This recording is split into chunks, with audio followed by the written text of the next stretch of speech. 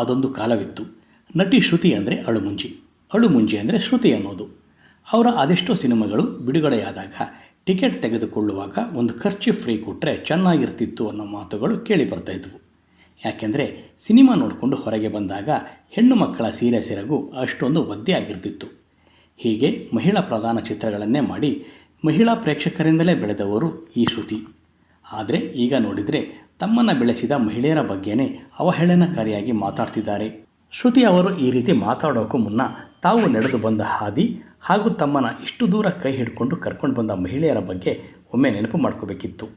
ಏನು ಕೈಯಲ್ಲಿ ಮೈಕಿದೆ, ಮುಂದೆ ಕೇಳೋ ಜನರಿದ್ದಾರೆ ಅಂತಾನೋ ಅಥವಾ ನಾಯಕರಿಂದ ಸರಿ ಎನ್ನಿಸಿಕೊಳ್ಳೋ ಭರದಲ್ಲೋ ಮಾತಾಡಬಾರ್ದಿತ್ತು. ಶ್ರುತಿ ಅದೆಷ್ಟೋ ಚಿತ್ರಗಳಲ್ಲಿ ಬದುಕು ನಡೆಸಲು ಮಹಿಳೆಯರು ಪಡೋ ಕಷ್ಟಗಳ ಪಾತ್ರಗಳಿವೆ. ಕರುಳು ಕಿತ್ತು ಬರುವಂತೆ ನಟನೆಯನ್ನು ಮಾಡಿದ್ದಾರೆ. ಹೀಗಿರುವಾಗ ಇವತ್ತು ಎಲ್ಲವನ್ನೂ ಮರೆತು ಹೀಗೆ ಮಾತಾಡಿದರೆ ಹೆಣ್ಣು ದೇವತೆಗಳು ಶಪಿಸದೇ ಇರಲ್ಲ. ಶ್ರುತಿ ಅವರು ಇತ್ತೀಚೆಗೆ ಉಡುಪಿಯಲ್ಲಿ ಬಿಜೆಪಿ ಅಭ್ಯರ್ಥಿ ಪರ ಚುನಾವಣಾ ಪ್ರಚಾರ ನಡೆಸುತ್ತಿದ್ದ ವೇಳೆ ರಾಜ್ಯ ಸರ್ಕಾರದ ಗ್ಯಾರಂಟಿ ಯೋಜನೆಗಳು ಹಾಗೂ ಉಚಿತ ಬಸ್ ಸೇವೆಯ ಶಕ್ತಿ ಯೋಜನೆಯಿಂದ ಹೆಣ್ಣು ಮಕ್ಕಳು ತೀರ್ಥಯಾತ್ರೆಗೆ ಹೋಗ್ತೇವೆ ಅಂತ ಹೇಳಿ ಎಲ್ಲೆಲ್ಲೋ ಹೋಗ್ತಿದ್ದಾರೆ ಅಂದಿದ್ರು. ಶ್ರುತಿ ಅವರು ಒಂದು ಮಾತನ್ನು ಇಲ್ಲಿ ನೆನಪಿಟ್ಕೋಬೇಕು. ಯಾವ ಹೆಣ್ಣು ಮಕ್ಕಳು ಗಂಡ ಮನೆ ಮಕ್ಕಳನ್ನು ಮರೆತು ಗಂಡನಿಗೆ ಸುಳ್ಳು ಹೇಳಿ ಎಲ್ಲೂ ಹೋಗಲ್ಲ. ಸರ್ಕಾರ ಉಚಿತ ಬಸ್ ಪ್ರಯಾಣ ನೀಡ್ತಾ ಇರೋದ್ರಿಂದ ತವರು ಮನೆಗೆ ಹೋಗೋರೇ ಹೆಚ್ಚು. ಉಳಿದಂತೆ ದೂರದ ಹಾಸ್ಟೆಲ್ಗಳಲ್ಲಿ ಓದ್ತಾ ಇರೋ ತಮ್ಮ ಮಕ್ಕಳನ್ನು ನೋಡೋಕ್ಕೆ ಹೋಗ್ತಿದ್ದಾರೆ. ಇದನ್ನು ಬಿಟ್ಟರೆ ಯಾವುದೋ ದೇವಸ್ಥಾನಗಳಿಗೆ ಹೋಗಿ ದೇವರ ದರ್ಶನ ಮಾಡಿಕೊಂಡು ಬರ್ತಿದ್ದಾರೆ ಅಷ್ಟೇ.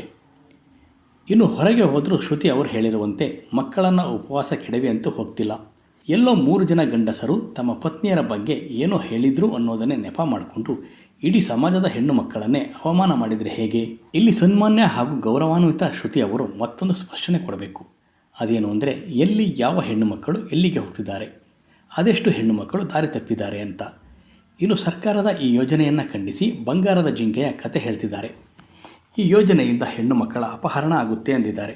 ಈ ಮೂಲಕ ಯಾವುದೋ ಸಿನಿಮಾದಲ್ಲಿ ಮರೆತು ಬಿಟ್ಟು ಹೋಗಿದ್ದ ಡೈಲಾಗನ್ನು ಇಲ್ಲಿ ಹೇಳಿದ್ದಾರೆ. ಸಿನಿಮಾದಲ್ಲಿ ಮಹಿಳೆಯರು ಕಷ್ಟ ಕೋಟಲೆಗಳನ್ನು ಸಹಿಸುವ ಪಾತ್ರ ಮಾಡಿ ಅಳಿಸಿದ್ದು ಹಾಗೂ ಟಿವಿಯ ರಿಯಾಲಿಟಿ ಶೋಗಳಲ್ಲಿ ಹೆಣ್ಣು ಮಕ್ಕಳ ಕಷ್ಟದ ಪಾತ್ರವಿದ್ದರೆ ಕಣ್ಣನ್ನು ಒದ್ದೆ ಮಾಡಿಕೊಳ್ಳುವ ಇದೇ ಶ್ರುತಿ ಇವತ್ತು ಮಹಿಳೆಯರ ಬಗ್ಗೆ ಇಷ್ಟೊಂದು ಕೆಟ್ಟದ್ದಾಗಿ ಮಾತಾಡಿದ್ದು ಮಾತ್ರ ಸರಿಯಲ್ಲ. ಇಲ್ಲಿ ಶ್ರುತಿ ಅವರಿಗೆ ಮತ್ತೊಂದು ವಿಷಯ ಹೇಳಬೇಕು. ಅದೇನು ಅಂದರೆ ನಿಜ ಹೇಳಬೇಕು ಅಂದರೆ ಮಹಿಳೆಯರು ಈಗ ಸುಳ್ಳು ಹೇಳ್ತಿ ಆಚೆ ಬರ್ತಾ ಇಲ್ಲ. ಶ್ರುತಿ ಅವರ ಸಿನಿಮಾ ಬಿಡುಗಡೆ ಆದಾಗ ಮನೆಯಲ್ಲಿ ಎಲ್ಲಿಗೋ ಹೋಗ್ತೀವಿ ಅಂತ ಹೇಳಿ ಶ್ರುತಿ ಅವರ ಸಿನಿಮಾ ನೋಡಿಕೊಂಡು ಹೋಗ್ತಾ ಇದ್ದರು. ಈ ರೀತಿ ರಾಜ್ಯದ ಬಡ ಮಹಿಳೆಯರು ಅವರನ್ನು ಚಿತ್ರರಂಗದಲ್ಲಿ ಬೆಳೆಸಿದರು. ಆದರೆ ಇದೀಗ ಇದೇ ಶ್ರುತಿ ಮಹಿಳೆಯರ ಬಗ್ಗೆ ಇಂಥ ಅಸಹ್ಯಕರವಾಗಿ ಮಾತಾಡಿದರೆ ಹೇಗೆ ಹೇಳಿ? ಶ್ರುತಿ ಹೇಳಿರುವ ಈ ಮಾತನ್ನು ಸಮಸ್ತ ಮಹಿಳೆಯರು ಖಂಡಿಸಲೇಬೇಕು. ಸದ್ಯ ಈ ಸಂಬಂಧ ಕೆಪಿಸಿಸಿ ಪ್ರಧಾನ ಕಾರ್ಯದರ್ಶಿ ಎಸ್ ಮನೋಹರ್ ಶ್ರುತಿ ವಿರುದ್ಧ ರಾಜ್ಯ ಮಹಿಳಾ ಆಯೋಗಕ್ಕೆ ದೂರು ಕೊಟ್ಟಿದ್ದಾರೆ. ಆ ದೂರು ಆಧರಿಸಿ ರಾಜ್ಯ ಮಹಿಳಾ ಆಯೋಗದ ಅಧ್ಯಕ್ಷೆ ಡಾಕ್ಟರ್ ನಾಗಲಕ್ಷ್ಮಿ ಚೌಧರಿ ಅವರು ಶ್ರುತಿ ಅವರಿಗೆ ನೋಟಿಸ್ ಜಾರಿ ಮಾಡಿದ್ದಾರೆ.